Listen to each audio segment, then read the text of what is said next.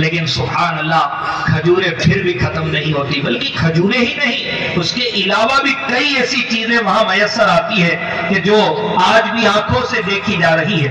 وہاں کی آب و ہوا ایسی برکت والی ہے کہ مکہ پاک کی ایسی نہیں، اور فیصلہ عشق تو یہی ہے کہ مکہ پاک کی عبادت کا ثواب اگرچہ زیادہ ہے کہ وہاں ایک نماز پڑھو تو 1,00,000 کے برابر، مگر مدینہ پاک کی عبادت میں اللہ پاک کا قرب زیادہ ہے اور اس عبادت کا درجہ اعلیٰ ہے۔ اسی لیے تو امیر اہل سنت فرماتے ہیں نا، کیا فرماتے ہیں کہ جنت سے بھی سہانا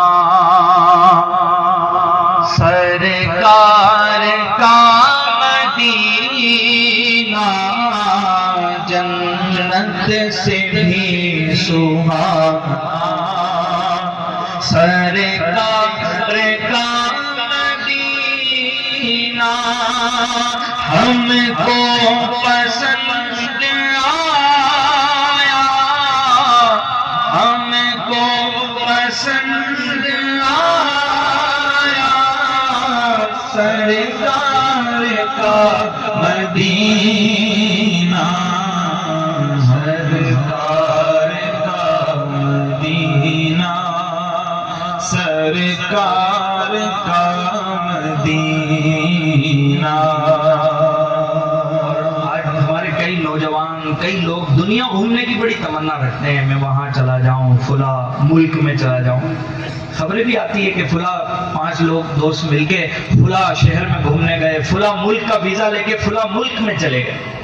کیا دیکھنے گئے؟ دنیا کی رنگینیاں دیکھنے گئے، پہاڑ، جھرنے، ندی، تالاب دیکھنے گئے۔ لیکن جو عاشق رسول ہوتا ہے نا تو اس کے تعلق سے خبر ملتی ہے، کہاں گیا؟ وہ مدینے گیا۔ کہاں گیا؟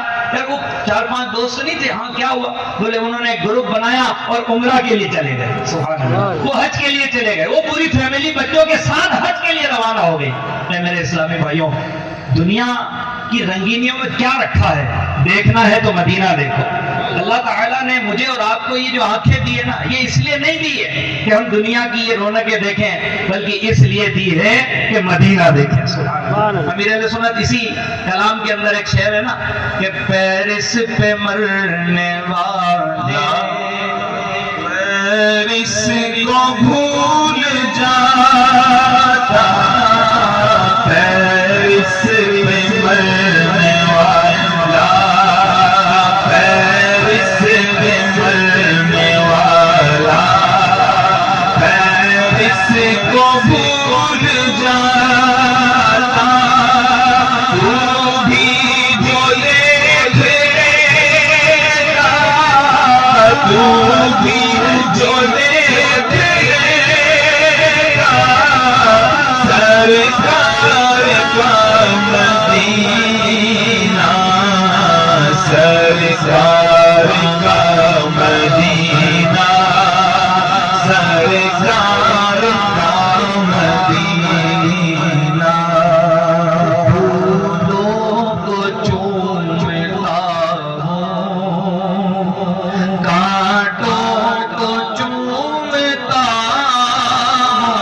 ہوں، پھولوں کو چومتا ہوں، کانٹوں کو چومتا ہوں، لگتا ہے ہم کو پیارا،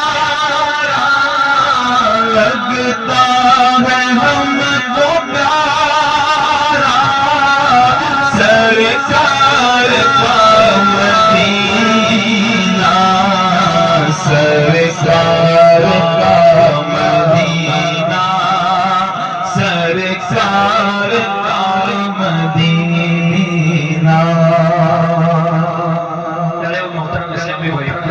اچھا، مدینہ پاک کا ذکر کرنے میں جب اتنا مزہ ہے، مدینے میں کتنا مزہ ہوگا؟ سبحان اللہ۔ کہ ہمارے کئی نوجوان، کئی ہمارے بھائی لوگ ایسے ہوتے ہیں کہ جو دنیا کی محبت میں اپنی زندگیوں کو گزار رہے ہیں، راتیں ہماری اللہ پاک کی نافرمانیوں میں گزر رہی ہے، طرح طرح کی چیزیں جو نہیں دیکھنی چاہیے وہ چیزیں ہم دیکھ کر اپنی آخرت کو برباد کر رہے ہیں۔ جن کی محبت میں ہمیں اپنی زندگی کو گزارنا چاہیے، آج ہمارا نوجوان غیر عورتوں کے چکروں میں اپنی جو ہے کہ آخرت کو برباد کر رہا ہے۔ اے میرے اسلامی بھائی، غور کیجیے، اپنے آپ سے سوال کیجیے، اپنے آپ کو سمجھائیے۔ دعوت اسلامی کے 2 دن کے اجتماع میں جے پور اور آس پاس سے آنے والے عاشقان رسول، آپ سب غور کیجیے، FGN چینل کے ناظرین غور فرمائے کہ آج اللہ تعالیٰ نے مجھے اور آپ کو حضور کا امتی بنایا، آقا کریم صلی اللہ علیہ وسلم کا امتی ہونے کی اللہ پاک نے ہمیں سعادت عطا فرمائی۔ تو اللہ تعالیٰ نے زندگی اس لیے نہیں دی ہے کہ ہم آنکھوں سے گندی چیزیں دیکھیں، ہم اپنی آنکھوں کو حرام سے دور کریں، بلکہ پیارے اسلامی بھائیوں، یہ آنکھیں تو کعبہ دیکھنے کے لیے اللہ نے دی۔ کتابوں میں آتا ہے کہ جو کعبے کو دیکھتا ہے اسے دیکھنے پر بھی ثواب ملتا ہے، اور سبحان اللہ ان آنکھوں سے مدینہ دیکھیں گے تو کیسی برکتیں ملے گی۔ تو پیارے اسلامی بھائیوں، آج کے اس اجتماع پاک کے اندر سب یہ نیت بھی کر لیتے ہیں کہ انشاءاللہ ہم اپنی آنکھوں کو حرام سے بچائیں گے، انشاءاللہ ناجائز چیزیں نہیں دیکھیں گے انشاءاللہ۔ اگر موبائل بھی دیکھیں، موبائل بھی اگر ضرورتاً چلانا پڑ جائے اور ضرورتاً اس کا استعمال کریں تو پیارے اسلامی بھائیوں اس میں بھی نعت نبی سنیں، سبحان اللہ، اس میں بھی گنبد خضرا دیکھیں۔ کئی اسلامی بھائی ہوتے ہیں کہ جن کا اسٹیٹس ہوتا ہے نا، واٹس ایپ اسٹیٹس ہوتا ہے، تو کئی لوگ تو اپنے اسٹیٹس سے ایک غلط میسج لوگوں کو دے رہے ہوتے ہیں، خود بھی گناہ کرتے ہیں اور دوسروں کو بھی دعوت دیتے ہیں کہ دیکھو میرا اسٹیٹس غلط ہے۔ لیکن جو عاشق رسول ہوتا ہے نا، وہ اپنے اسٹیٹس پر مدینے کی ہی باتیں رکھتا ہے، سبحان اللہ۔ حضور نبی پاک صلی اللہ علیہ وسلم کی مدینے کی کوئی بات رکھتا ہے، کوئی کلام رکھتا ہے کہ سننے والے کو بھی طرف محسوس ہو جائے۔ اے میرے پیارے اسلامی بھائیوں، اپنا انداز ایسا بنائیے، اپنا کردار ایسا بنائیے کہ کوئی ہمارے پاس بیٹھے تو وہ بھی مدینے کی بات کرنے والا بن جائے۔ آئیے مدینہ پاک کی ایک اور برکت سناتا ہوں، بڑی پیاری بات لکھی ہے، ایمان تازہ ہو جائے گا۔ مدینہ پاک کی برکات میں سے ایک برکت یہ بھی ہے کہ یہ وہ مبارک شہر ہے کہ جہاں دل کی مرادیں پوری ہوتی ہیں۔ مدینہ پاک میں دل کی مرادیں پوری ہو جاتی ہے۔ یہ واقعی حقیقت ہے کہ مدینے کا بلاوا مل جانا ہی اس بات کی علامت ہے کہ بندے کی قسمت کھل گئی۔ اب مرادیں پوری ہونے، مشکلات ٹلنے اور پریشانیاں دور ہونے کا وقت آ گیا ہے۔ جو مدینہ پاک گئے ہیں ذرا ان سے پوچھئے، وہاں ایک آدھ بار نہیں بلکہ بار بار ایسا ہوتا ہے، ابھی دل میں خیال آتا ہے اور مراد پوری ہو جاتی ہے۔ مدینہ پاک جانے والوں سے پوچھئے گا، آپ کو ہر عاشق اپنی اپنی حکایت بیان کرے گا، اپنی اپنی بات بیان کرے گا کہ میں مدینہ میں گیا تھا، دل میں یہ خیال آیا اور حضور نبی پاک کی بارگاہ میں سبحان اللہ وہ سنوائی قبول ہو گئی اور میری وہ فرمائش قبول ہو گئی۔ پیارے اسلامی بھائیوں، میرے آقا صلی اللہ علیہ وسلم کی بارگاہ میں جب ہم حاضر ہوں گے تو انشاءاللہ ہماری مشکلیں بھی دور ہو جائے گی، ہماری پریشانیاں بھی دور ہو جائے گی۔ مدینے جانے والے آپ کو بتائیں گے کہ دل میں خیال آتا تھا اور مرادیں پوری ہو جاتی، کوئی مشکل آ جائے، کوئی دشواری ہو جائے تو بس یا رسول اللہ پکارنے کی دیر ہوتی ہے اور مشکل ٹل جاتی ہے۔ اس تعلق سے ہزاروں واقعات بھی کتابوں میں لکھے ہیں۔ مثلا امام طبرانی رحمۃ اللہ تعالی علیہ اپنے 2 دوستوں کے ساتھ مدینہ منورہ حاضر ہوتے، 2 دن سے بھوکے تھے، کھانا نہیں کھایا تھا۔ بارگاہ رسالت میں عرض کی، پیارے آقا مکی مدنی مصطفیٰ صلی اللہ علیہ وسلم نے کسی کے خواب میں تشریف لا کر انہیں کھانا پہنچانے کا حکم ارشاد فرمایا۔ ایک اور واقعہ، حضرت احمد بن نفیس رحمت اللہ تعالی علیہ بارگاہ رسالت میں پہنچے، آپ کو بھوک لگی، سخیوں کے سخی مکی مدنی محمد عربی صلی اللہ علیہ وسلم کی خدمت میں عرض کرنے لگے۔ ابھی کچھ ہی دیر گزری تھی، ایک شخص آتا ہے اور انہیں اپنے ساتھ گھر لے جاتا ہے اور بہترین کھانا پیش کرتا ہے اور کہتا ہے پیٹ بھر کر کھا لو، کیونکہ حضور نبی پاک صلی اللہ علیہ وسلم نے مجھے آپ کی میزبانی کا حکم دیا ہے۔ سبحان اللہ۔ حضرت احمد بن محمد صوفی رحمت اللہ تعالی علیہ یہ پیدل سفر کر کے مدینہ پاک پہنچے، جنگلوں سے گزرتے ہوئے سخت دشواریوں کا سامنا ہوا۔ جب روضہ پر نور پر پہنچے تو سلام عرض کیا، پھر آپ سو گئے۔ سوئے تو کیا قسمت جاگ گئی.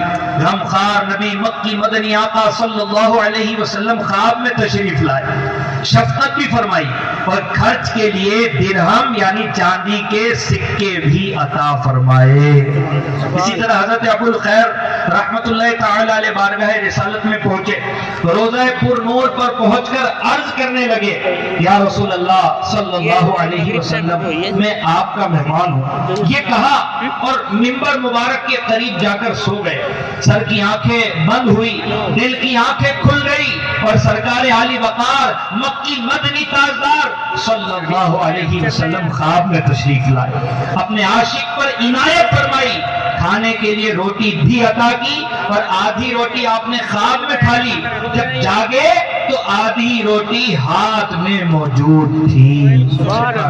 مشہور مفسر قرآن حکیم الامت مفتی احمد یار خان نعیمی رحمت اللہ تعالی علیہ جب مدینہ منورہ حاضر ہوئے تو وہاں آپ کو ایک قلم بہت اچھا لگا, پسند آ گیا, خریدنا چاہا مگر اتنی رقم موجود نہ تھی. چنانچہ بارگاہ رسالت صلی اللہ علیہ وسلم میں عرض کیا, عرضی پیش کر کے رہائش یعنی گھر تشریف لائے.